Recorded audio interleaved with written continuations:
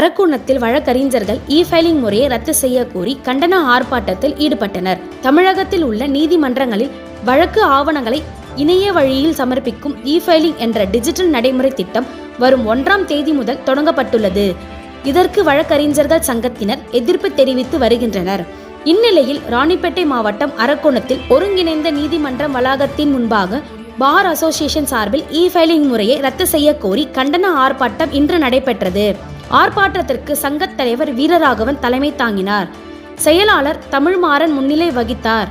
ஆர்ப்பாட்டத்தில் இ-ஃபைலிங் முறையை ரத்து செய்ய வேண்டும், வழக்கறிஞர்களுக்கு பாதுகாப்பு வழங்க வேண்டும் என்று கண்டன கோஷங்களை எழுப்பினர். தொடர்ந்து தலைவர் வீரராகவன் செய்தியாளர்கள் சந்திப்பில் கூறியதாவது: இ-ஃபைலிங் முறை என்பது நீதிமன்றத்தில் வழக்கறிஞர்கள் தாக்கல் செய்யக்கூடிய ஒவ்வொரு மனுவையும் இணையதளத்தில் பதிவேற்றம் செய்து அதன் பிறகு நேரடியாகவும் தாக்கல் செய்ய வேண்டும் என்று உச்ச நீதிமன்றத்தின் உத்தரவுப்படி இந்திய நாட்டில் தமிழ்நாடு மற்றும் கேரள மாநிலங்களில் மட்டும் நடைமுறைப்படுத்துவது என்பது மிகவும் கண்டிக்கத்தக்கது. நீதிமன்றத்தில் உள்ள அலுவலர்களுக்கு இ-ஃபைலிங் குறித்து எந்தவித பயிற்சியும் இல்லாமல் ஒவ்வொரு வழக்கிற்கான அனைத்து ஆவணங்களையும் வழக்கறிஞர்கள் தங்களது நீதிமன்றங்களில் இணைய வழியில் பதிவேற்றம் செய்யும் பணி தாமதமாகும். எனவே இ-ஃபைலிங் முறையை ரத்து செய்ய வேண்டும், இல்லையெனில் தொடர்ந்து போராட்டம் நடத்தப்படும் என்று தெரிவித்தார்.